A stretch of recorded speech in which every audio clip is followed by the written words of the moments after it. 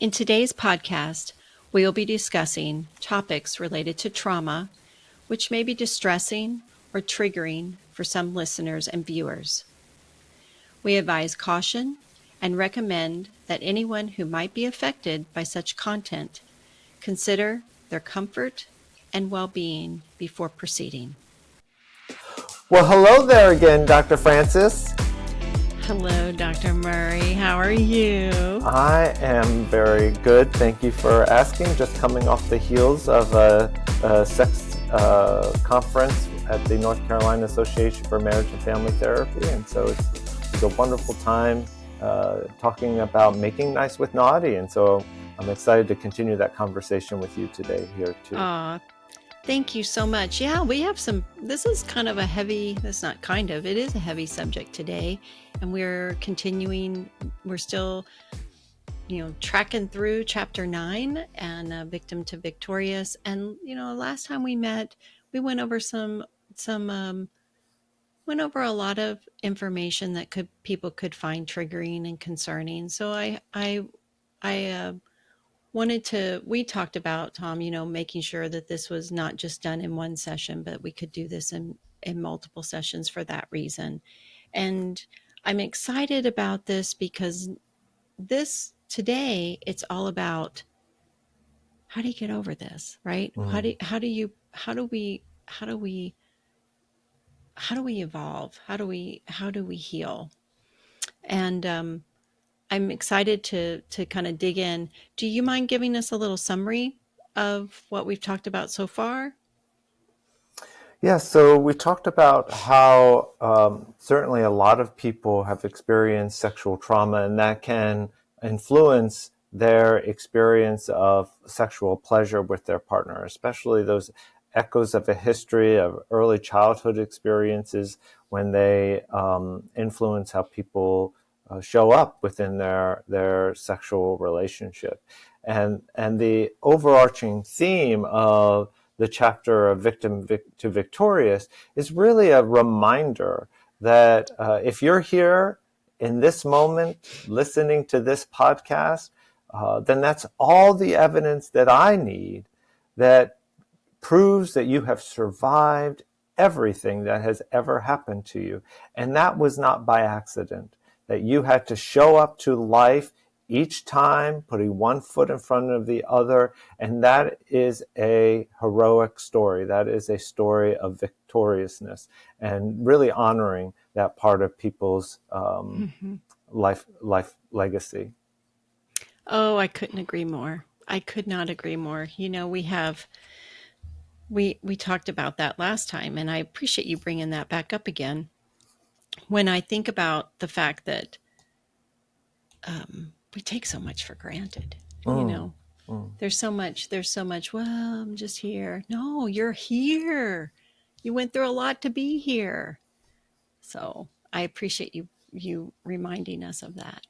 Yeah, and I think particularly with people who've experienced sexual trauma, the whole narrative of sexual trauma is in essence a perpetration against other people's sense of autonomy, personal autonomy, where they are made to feel like their body isn't their own. Mm-hmm.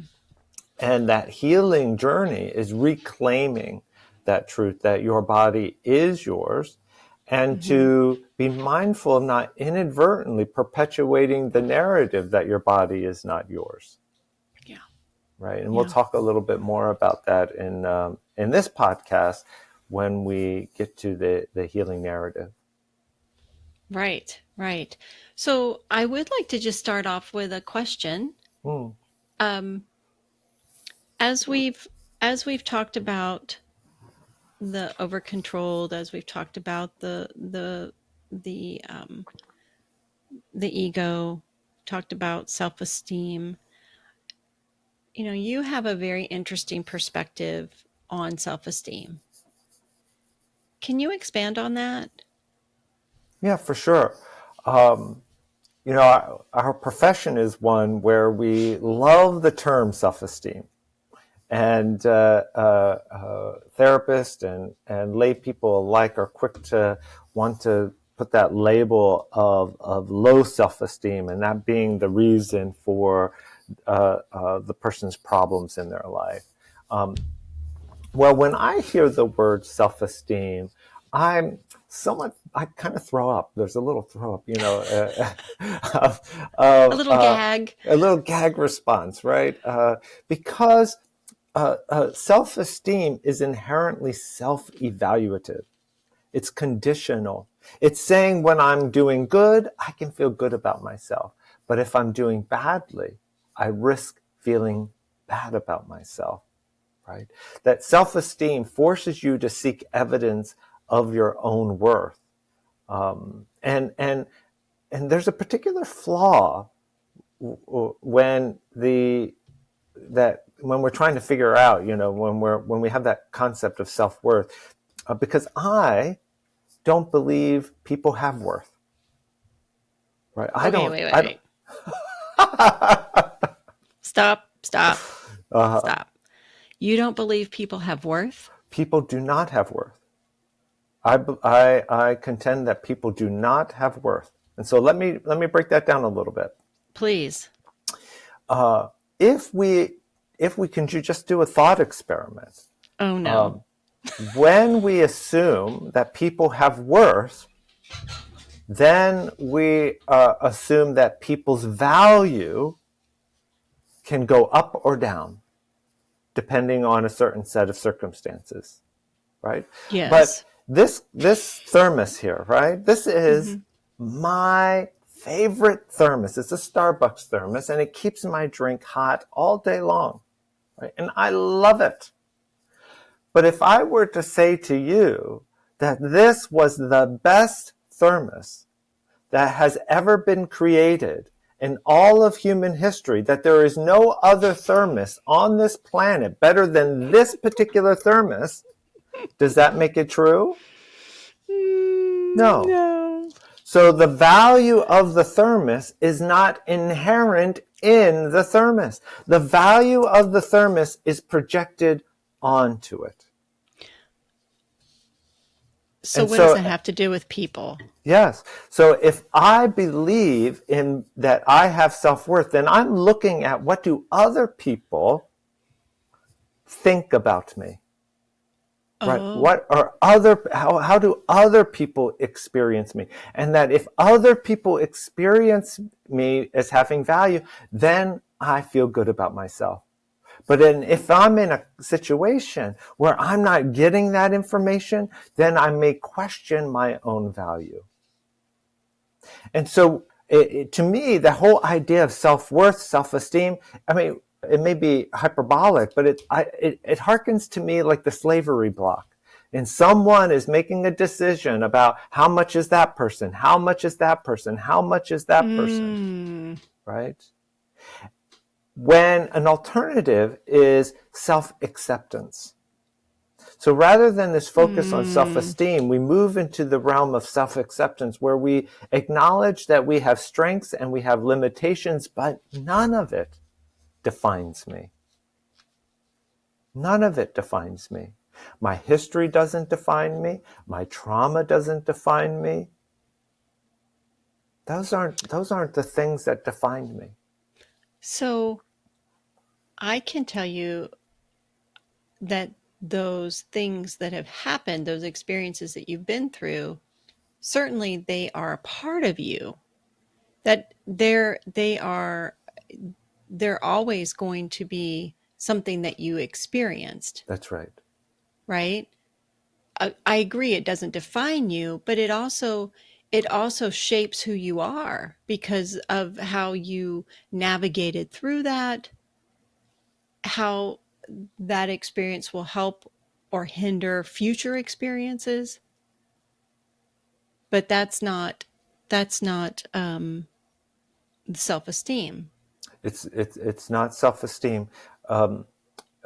Certainly our life experiences, well, we cannot separate the lens through which we view our life experiences from the overall effect that those life experiences have on us, right? So there is this lens that you and I That is, as we may have talked about in earlier chapters, the ego is the conditioned self, right? So that lens, our own conditioning, influence how we perceive what is happening to us, right?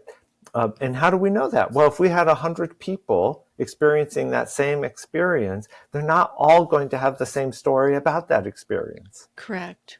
Right? Correct. To kind of build on this, and this is the other important piece here, is that when you buy into the illusion of self-esteem, that often comes with a demand, really, a societal demand. You should love yourself. You should love yourself, right? Again, let's do a thought experiment. How does it feel to be told you should love yourself, and yet you don't? Well, you'd feel like you're a failure, that You feel you're the problem. That's exactly It's right. That's exactly right. So often when people are told they should love themselves, when in fact they don't, they're made to feel worse. They're made that ends up making them feel worse. And as we've talked about with Byron Katie would say, you shouldn't love yourself until you do love yourself. That's reality. You shouldn't love yourself until you do love yourself. But she also goes on to say, and I'll read this from the book. She says, she calls it energy love, and she says, love is what you already are. Love doesn't seek anything; it's already complete. It doesn't want, doesn't need, and has no shoulds. It already has everything it wants. It already is everything it wants, just the way it wants it. So when I hear people say that they love someone and want to be loved in return, I know they're not talking about love. They're talking about something else. So, when we have the conversation about self-esteem, and that, we might tell ourselves a story of these traumatic events that happened long ago, or even recently, should not have happened, when in fact they did happen. And that those events have no bearing on your worth. Just because they happen, that doesn't prove that you're any less lovable. Right? And that would be something that would need to be clarified or resolved to be able to have that enjoyment during intimacy, to be able to as you say, self-accept. Yes. Right. That to divorce oneself from their story, what I would call a story of oppression. And what I mean by that is that when I allow my history to define me, then that's oppressive. When I define my history, that's victorious. Can you say that again? When I allow my history to define me, that's oppressive, because I have no agency in that, right? If my history is what's defining me, that's oppressive. But when I define my history, that's victorious or liberating, right? I can define my history.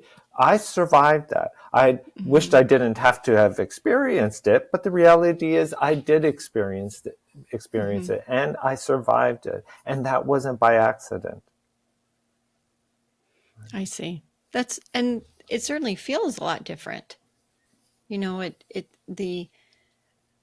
When others define, it's that there's almost a sense of responsibility to follow that characteristic or criteria as it's defined by others. When you're defining it, it definitely is more of you acknowledging that it happened, you acknowledging that you didn't really want to be a part of it, but it happened, and that yet you've continued on. I think it certainly is very much more of a victorious statement. Right, right. And yet some people's ego, right? And again, remember, the ego is not who you are. It's that part of your, it's that voice in your head that you can observe.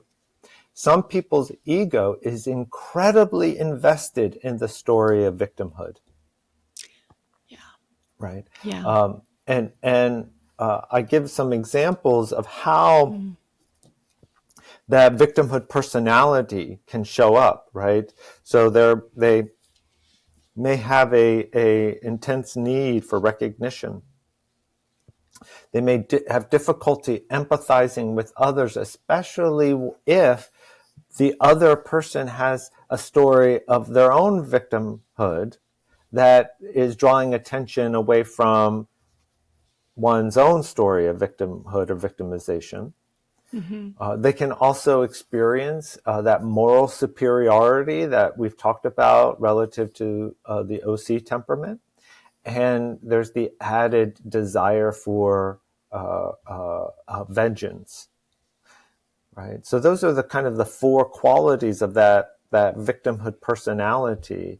And it's important to note that one doesn't necessarily have to experience trauma or victimization in order to develop that victimhood personality. So the ego, right? The ego's sole job is to stay in existence. And the way that it does that is by creating drama of one sort or another. And for some people, that victimhood personality is one way to keep that drama narrative going on. Yeah, I see that in people in my life, and then certainly folks that come here for services, in that they're very negative, very, very negative view of life, and just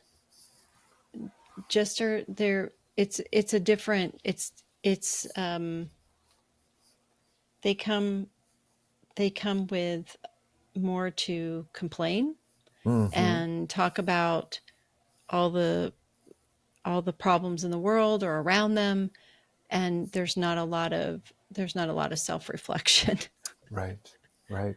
And Thomas Lynch might call that a "don't hurt me" response. Right?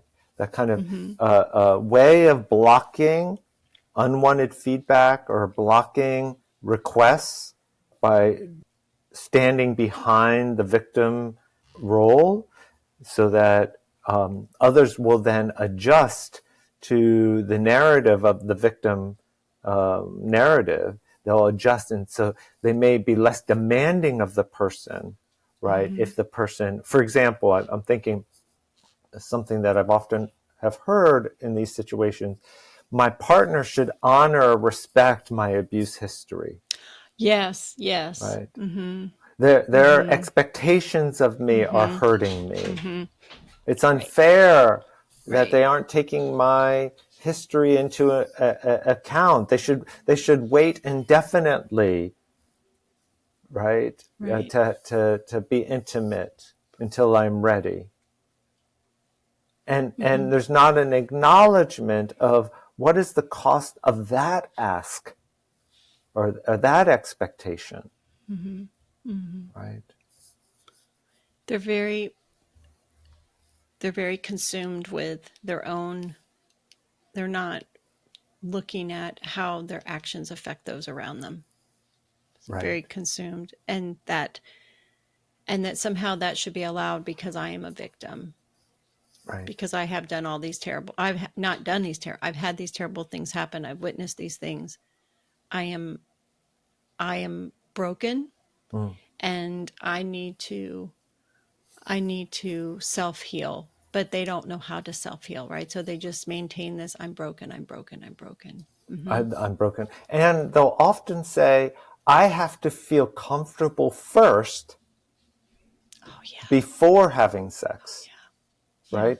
And unfortunately, what that sounds ideal, right? That sounds like Yeah, of course, that makes a lot of sense. But there's a trap in that logic, in that what happens is that the person then goes inside and they look for any evidence of discomfort or dis-ease, right? Mm-hmm. They look for Mm-hmm. any evidence, and if you look for it, you're going to find it, right? Sure. Sure. And it never arrives. They're never comfortable. That we see that in other situations too, where people will be waiting to get motivated, Yes. waiting to, I'll go. I mean, certainly it's not on the same scale, but I'll go to the gym when I'm ready, when I'm Mm, motivated. I'll mm. do whatever I know. I'll make those changes when I'm ready. It's you're constantly looking. You're exactly right, Tom. You're Yeah. exactly right. So what do we do about it? Yeah. Well, it really boils down to, am I willing to give up the victim narrative in order to have more of what I say I want? And so I pose the question to clients, uh, do you want to have a pain-free life or a meaningful life? Oh, that's so good. That's so good. Do you want to Yeah. have a pain-free life or a meaningful life? And I don't think I've ever heard anybody say, I'd rather have a pain-free life. In other words, that pain that you experience in the movement towards what you say you want is a spring from which meaning is born, Yeah. right? Mm-hmm. Mm-hmm. That's when you start collecting a lot of that evidence of being victorious. That's a hard jump, isn't it?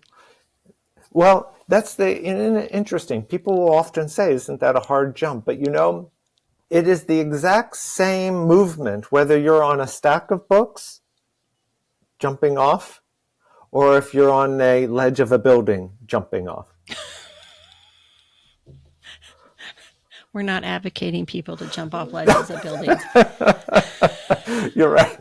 We're not advocating. It's so again. Well, there's a lot of emotion. So the physical movement is the same, Mm, but the emotion behind the movement I would say, is very different.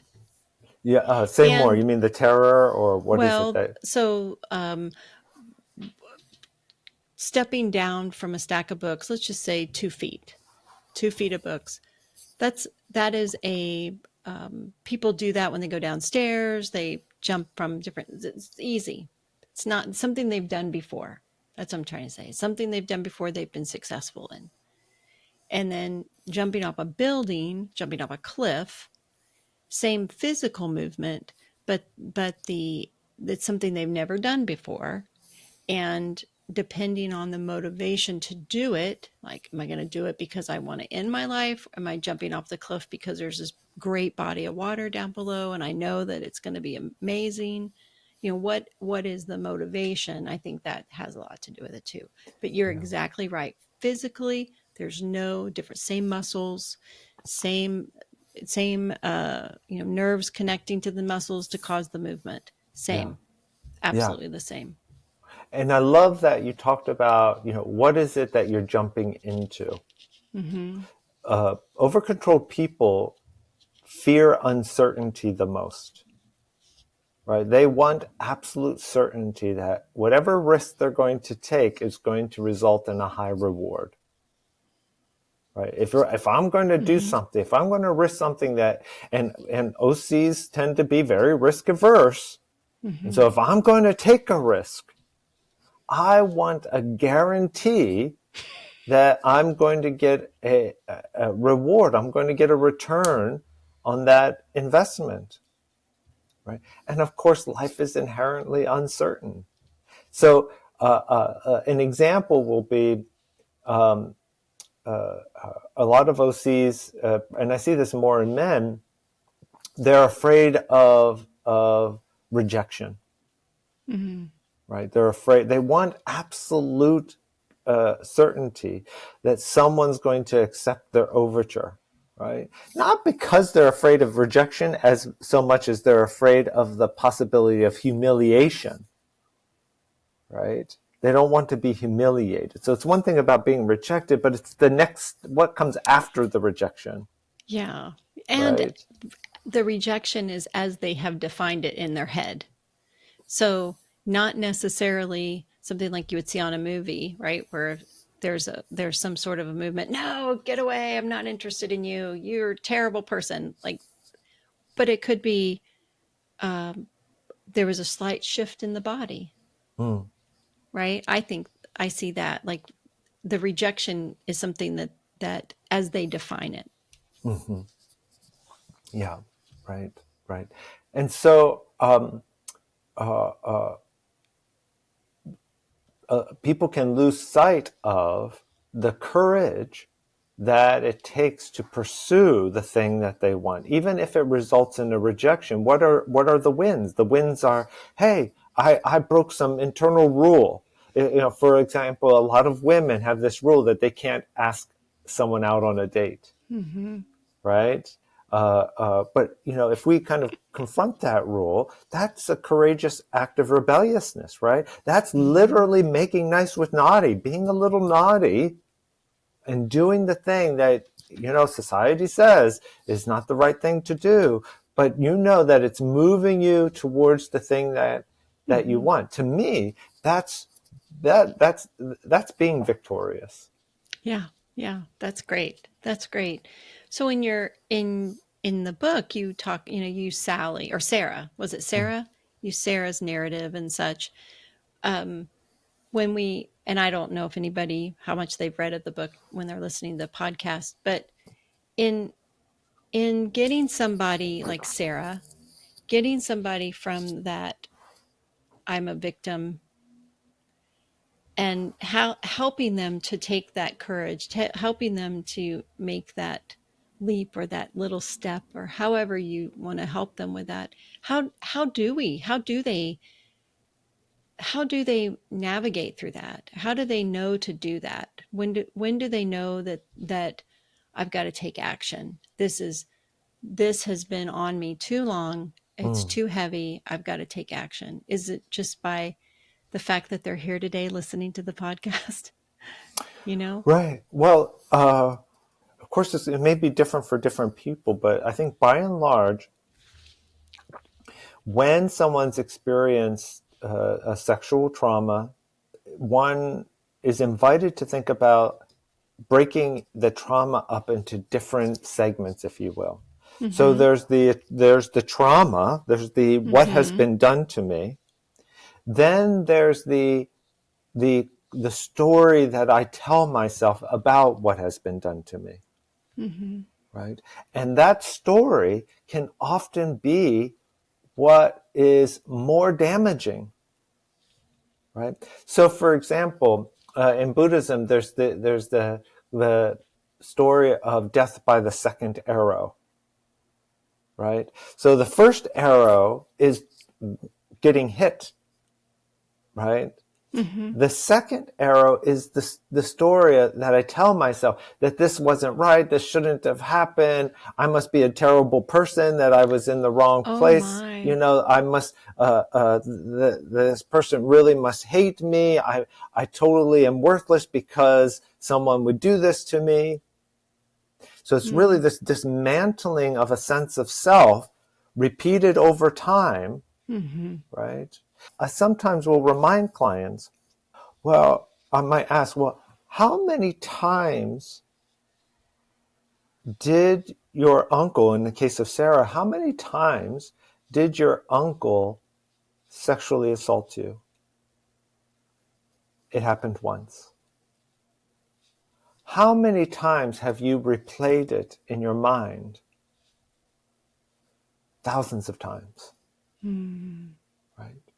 So Mm. where is the abuse actually happening? Mm. Where is the trauma actually happening? That's really good, Tom. That's really good. That's a very quiet moment in session, isn't it? Mm, mm, mm. And it's that in contemplative psychology, there's the equation: pain times resistance equals suffering. Right? When I tell myself whatever story that I'm telling myself that's arguing against the reality, I'm going to have more suffering. In Christian circles, there's a verse, the peace that surpasses all understanding. Right? That in the absence of mind chatter,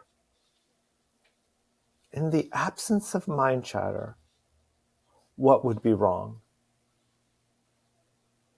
In the absence of the story that I tell myself about myself, would I even question my perfection? It's only because I have a story that I question my perfection. Right. Right.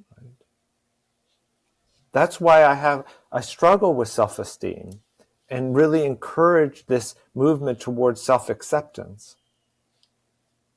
That my strengths and limitations don't define me.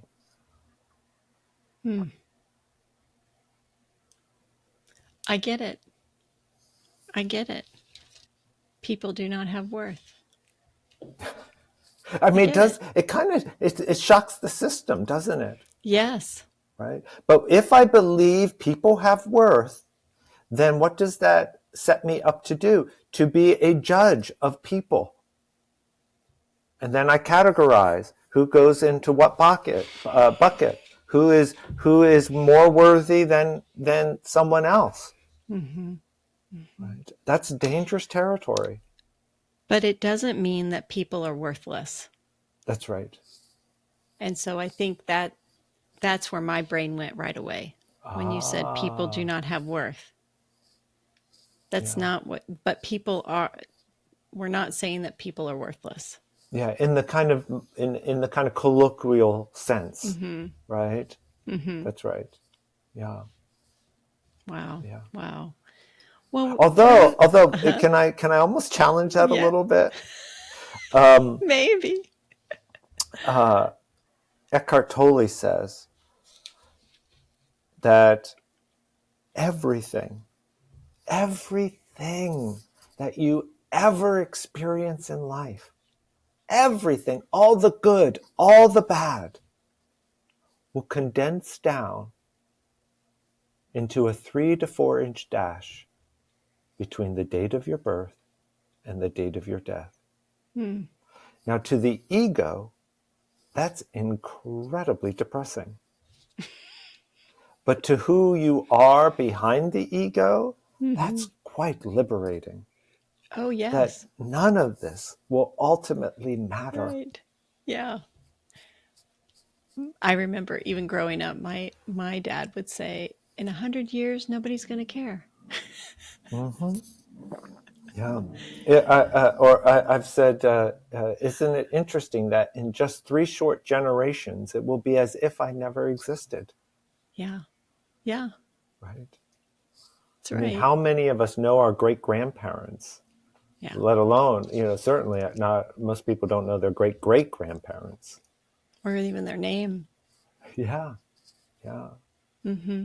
And to me, there's, just like even taking that big breath then, it was like knowing all of the stuff that I've personally experienced in my life. Yeah, once I released the story of me, my mind, once I release that story, and I'm not saying I'm perfect at it, I'm far from it, in fact, I could breathe better. Sure. I breathe better.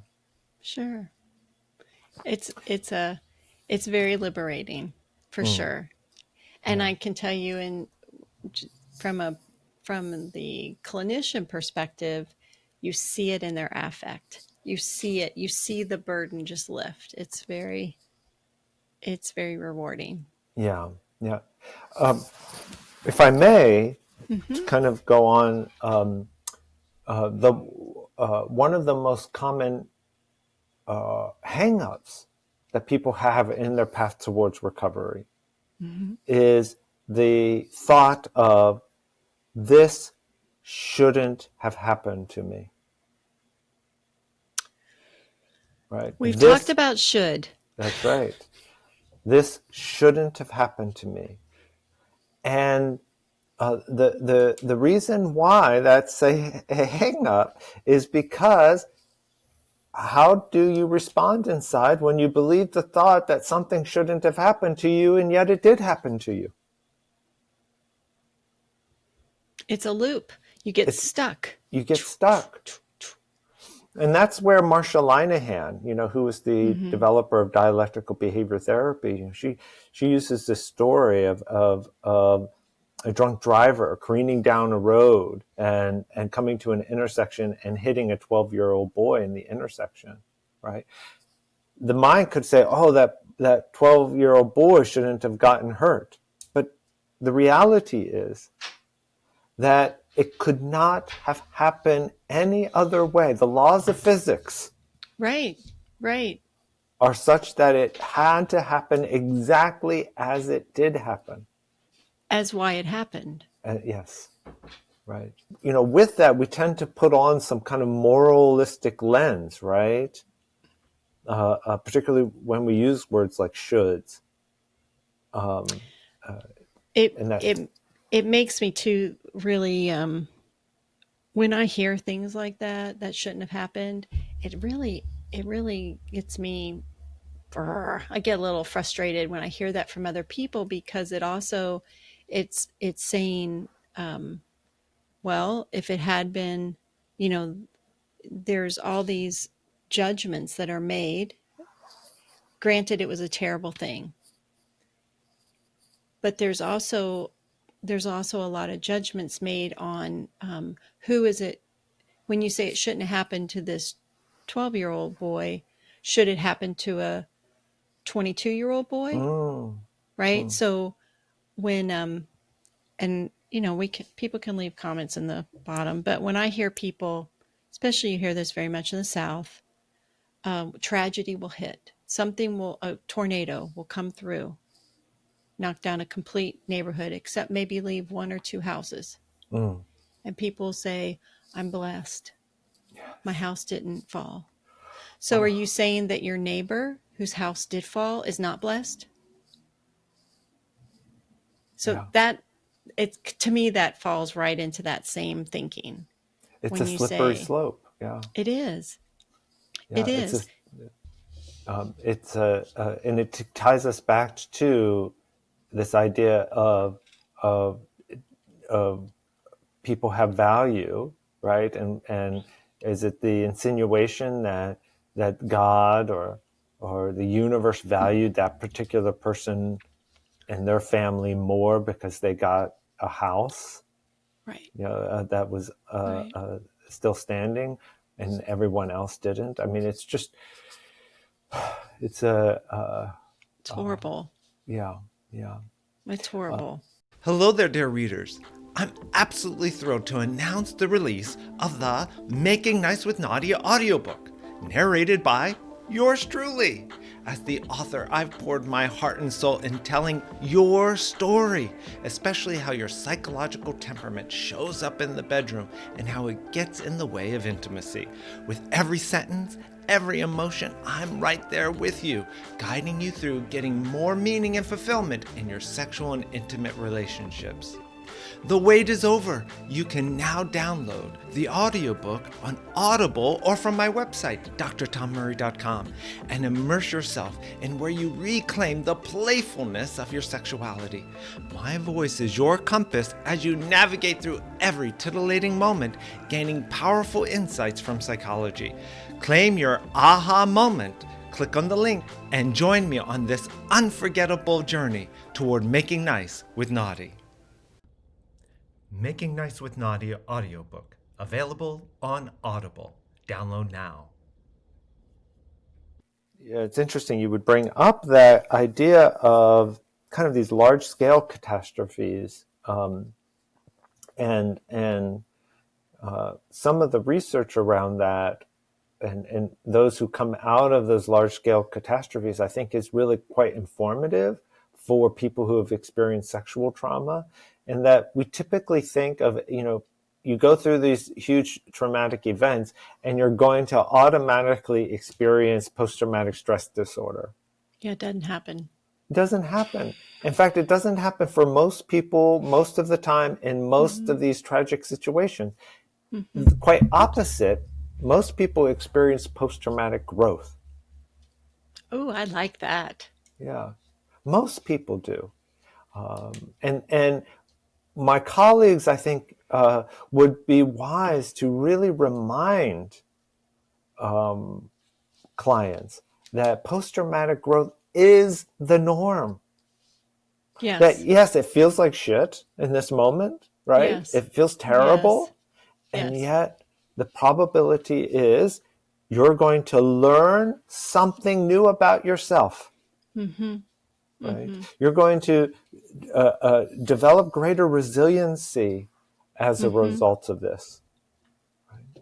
Yeah, That's that most really, people. thinking about trauma, as a U.S. Air Force bedside nurse, one of the things I would do is I was deployed at one point to Landstuhl Air Base in Germany, and I was a launch and recovery nurse, and I would have to manage the soldiers, the wounded, from the airplane onto the bus onto their final destination, and so you see these men and women who have, obviously they're injured, that's why they're there, but I I would I would see them. Um, some of them wouldn't. They would, looking at them, you think, "Oh man, you're really, it's not going to be good for you, dude." But they would reach over and help or do something for someone else next to them, or they were more concerned. Many of them were more concerned to the others than themselves, and I knew they were going to have that, what you said, growth, as opposed to having some sort of a traumatic uh, trauma related or PTSD related to that event. I could just tell because of how they were reacting in that moment. It was You just could interesting. you could kind of see who are the ones that are going to come out of this. Yeah. Because they weren't caught up in themselves, even though looking at them, you're thinking, you might want to be a little concerned about yourself. They're concerned about other people. They're concerned about how things are affecting others, but not themselves. I think that's Yeah. healthy, and that just shows that their mind isn't building this story about their trauma. That's that's Francis's theory. Well, that's built out of, or that reflects the research that uh, uh, when we are in position of being of service to others, that seems to have this prophylactic effect on our propensity or the probability of developing a post-traumatic stress disorder, that we can guard against that possibility by being of service to others, even in the smallest ways, right? Of being an active listener to other people who have experienced trauma, or engaging in community with other people who have experienced trauma, and being of service to others as a broader community. When events turn into maladaptive coping, it's often occurring within a context of psychological, emotional, or relational isolation. Right? That when we feel isolated, disconnected from a community, then it's more likely we'll be trapped within our own heads, right? And not have adult supervision while we're up there. And the end result is a big mess. And I would say that's probably one reason why, when it's a sexual trauma, there is that isolation, That's because right. of because of embarrassment, because of the implications, because of how it's going to affect the dynamics of the community or whatever. But when you do see something like a tornado or a Yes. flood, that there's a community bond that happens in the it's like they have a common enemy, which is Mm. the hurricane or the flood or the whatever the Mm-hmm. event is, and it brings those people closer together. But when you have the sexual trauma, there's such in itself, it's such a taboo and judgy kind of thing that people it in itself breeds isolation. That's right. Or and you may have even shared Mm-hmm. that a traumatic event has happened, and important people in your life deny it. Oh yeah, yeah. Right? Or That we don't want to that talk that about that. we don't want to talk about that. That didn't happen. Don't ever tell anybody that. Right? Mm-hmm. And again, that's crazy making, and you go Mm-hmm. inside even further. Mm-hmm. Right? That is That is very profound. I hope folks are listening and rewind and re-listen to that, because that can be very that is good for all of us to know, whatever today or the next year brings, as we face an event Mm. in our life. How will we respond to that event is going to either enable or prevent this trauma to become part of your definition, be part That's of right. defining you. Yeah. So I think that's amazing. I was reminded of this a couple of weeks ago, in fact, that, and this is in the context of intimate relationships, but Mm-hmm. relationship fissures happen all the time, right? There's hurts that couples cause one another, even inadvertently, and that when a fissure happens, the space when a repair attempt occurs often determines whether that event will turn into a memory. So if a grievance happens and a repair attempt is not made for hours or days, now that is likely to become a memory. But if the event occurs and a genuine repair happens quite soon after, it's likely not to become part of that couple's story. There's such neuroscience behind that, Speak to that. because the amygdala, how how um, how much excitability, how much pain, how much laughter, how much whatever was attached to that event, Mm, then the amygdala will hold on to it, right? mm, So you whack your hand, or you touch a hot stove, you get a little blister, you run it under the cold water immediately, right? And it's settled. Off you go with your day. You probably don't think about it ever again. mm.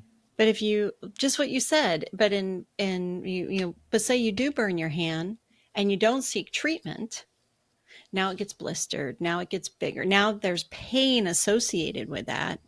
You will remember for a long time that happened. That's And right. and I just love it when the neuroscience comes out. So there, when in fact, that's one reason in the military, what we were, I don't know if they're doing this or not doing this, but um, there was ketamine that would be provided to the soldier who was injured at that moment. So the medic comes over, administers ketamine, Mm-hmm. which we know just kind of wipes away any kind of memory. So they don't have a memory of the event to be able to attach, all the subsequent trauma that comes with that one event. I'm sure there's research out there somewhere about it, but the ketamine Oh, was a big piece. yeah, and in fact, there's been some research on delivering just over-the-counter pain medication immediately following an emotional injury. You know, that we typically think of emotion as psychological, but there is this pathway that is mediated by just taking an over-the-counter medication, like a Tylenol, for example. It's amazing. So to kind of bring us back to our chapter, Yeah. bring us back to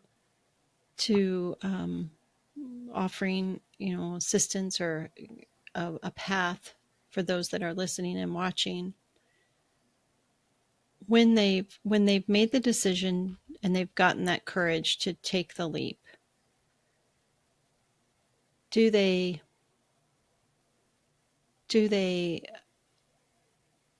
rewrite their story? Do they just forget? Do they just stop talking about it? How do they, what is it that, how do they grow beyond that trauma? How does that happen? I love that question. And in part, it is a paradigm shift for sure, right? It's this chapter is all about the paradigm shift from victim to victorious. And one of the questions I will ask clients is, who is made right by your continued struggle with yourself and fear of avoidance of sex? Who is made right by your continued struggle with this? And often they'll say, well, no one is made right. No one is made right. And then I'll explore that a little bit more. And I'll invite them to consider that their perpetrators are made right. That's what I was going to say. That or the trauma. Right. That just giving strength. These people who took this right of yours to enjoy sexual pleasure, those who perpetrated against you, who made you believe or said that your body was theirs, they are the ones made right by the continuous avoidance of pleasure in this moment. Yes. And that is an opportunity to take some revenge.